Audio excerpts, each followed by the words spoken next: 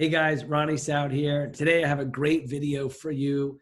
It is titled, What Your Customers Are Doing.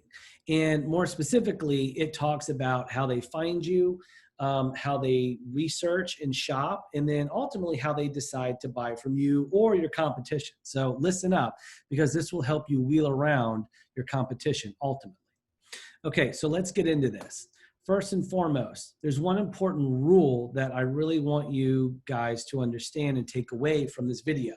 And it's called the rule of 22, all right? And basically what this means is that from the point that someone first sees your ad and discovers your business, 22 days on average goes by before they make a purchase, okay? So we call that a buying cycle. So it's a 22-day long on average buying cycle. Some businesses have shorter ones, some businesses have longer ones. Typically, the more expensive the product, the longer the buying cycle. So if you're in luxury goods, the buying cycle can actually extend beyond 22 days into 30 to 60, sometimes 90. But on average, it's 22 days. And inside of that 22 days, those users interact with your business 32 times via touch points. And a touch point is a piece of content they consume on the internet, right? And that content is about your business or about the product and service that you offer. And so inside of that 22-day buying cycle, on average, people consume 32 pieces of content that, think of it like this, help influence their buying decision. And you can either be part of that influence or you cannot. I think you should choose to be part of it. So let's dive in. What does this journey actually look like? It's very important to understand this concept. Okay, this is an illustration, did it myself, of what I call the fragmented customer journey. And, traditionally, a lot of people think, even to this day, I was just on a sales call today where people are telling me, the ROI of certain channels and this and that, and it's not as high. And I'm having to explain this. They think the first time someone sees an ad and clicks on it, it's an opportunity to make a sale. Rarely is that the case. As we just illustrated, most of the time it takes people 22 days to form a buying decision. And inside of that 22-day cycle, again, they consume up to 32 pieces of content. So what are those content?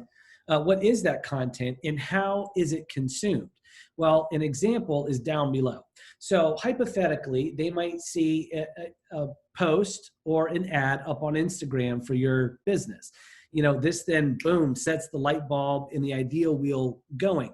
This is something that they're interested in, and they're either currently shopping it or they have been thinking about shopping it, and they want to research it further. So that's exactly what they do, okay? So then they start to go other places around the internet. They might decide to follow you up on Instagram and Facebook, and they're receiving more of your social media content. Like we're seeing here, they might travel over to YouTube and consume videos that you've created, or look for videos that other businesses have created related to your same topic. They visit your website. They join your email list, right? They might receive an email. They read online reviews. That's another touch point, until the point comes when they are finally ready to buy. And if they're buying from you, they tend to contact you in one of two ways. One, they can go to Google and type in your business name and click your listing there. Or if they remember your web address, they just type it into the browser and transfer it to your website like that to either buy the product or submit the contact form to become a lead. This is an important piece of the puzzle to understand, because what actually initiated this sale that looks like Google might have closed it actually first happened up on Instagram or Facebook, as an example, right? So it's very important to have a multi-channel, omni-channel marketing strategy so that you can follow your targeted market around throughout the entire customer journey. Okay, so what does that look like in terms of ads and sharing content? Well, it looks something like this. And these are examples that I drew from my wife, Patty's business. She's a personal trainer here in Neptune and Atlantic Beach. And so this is an example of her cold prospecting Facebook and Instagram ad. And so she sends this to people that have never interacted with her business before.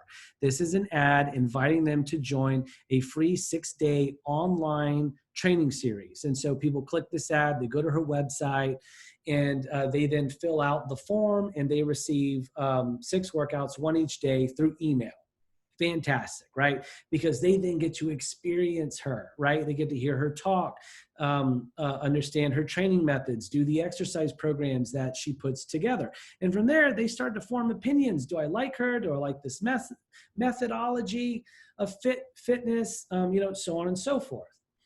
So after their first interaction, they then, begin to receive remarketing ads from us. These are the ads that you see after you visit a website, and then you see that same businesses ads all over the internet, like on CNN and Yahoo and ESPN.com. That's called remarketing ads.